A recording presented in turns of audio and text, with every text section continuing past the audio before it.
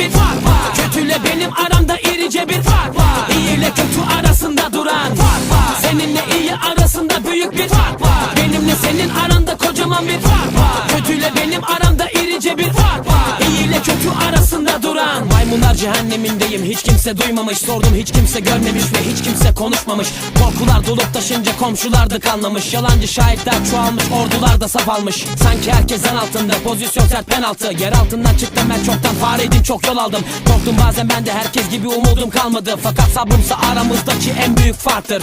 Gönlüm kavga etmek istemez, bıktım da zaten. Şerimsizlerle uğraşıp şaşırmış her laf anlatmak. Beyinsizlerle sohbetler, gereksizlere öğütler. Bakışlardan bellidir kim ne ister, niyetse nedir.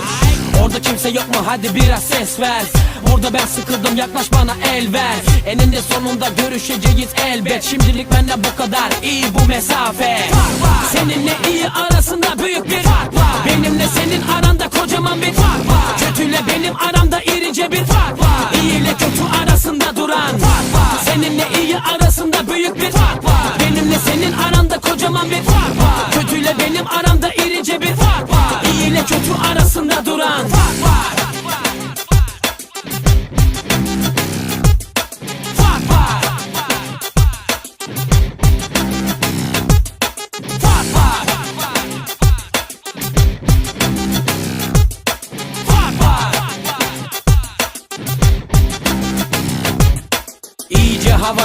Havaya gir iyice. Ben yorulmam, kondisyonum tapta diyecek. Sahnede büyülerim tam 1,5 saat. Seyirciyle birleşir bir bütün oluruz o an. Gözünü kapat ve dinle bence en azından. %100 gerçek ve canlı, çok da rahatız burada. Gönlünü sen hoş tut, olacaksın hoşnut. Boşluklar dolar yavrum, biz boşuna mı koştuk? Ayrılmış birbirinden millet, hep uzak blok. Sallandıkça kendinden geçmiş sınıflar hep tok. Yeni moda blok, bizde ise barış tok. Yanlış söyler horoskop ve vakitsiz ötmüş horoz. Festivaller özgürlük barış demekti, ne oldu? İnsanoğlu İstanbul'da bu kuralı bozdu. Neyse bizim işimiz çok dinlemek ve eğlenmek.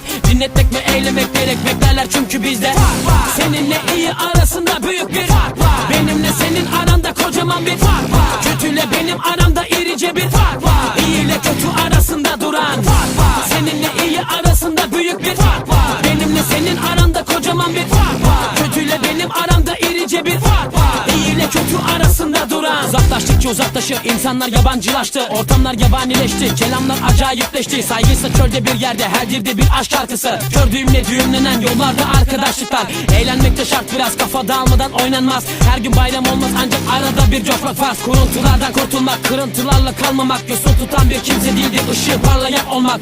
Sen sıkma canını, ben buradayım her daim. Coşturmak için hazır gönüllerde yer varsa. Geldiğim yerdeyim, elimde kağıt kalemim. Elimde açık kartlarım ve elimdeki mikrofonla.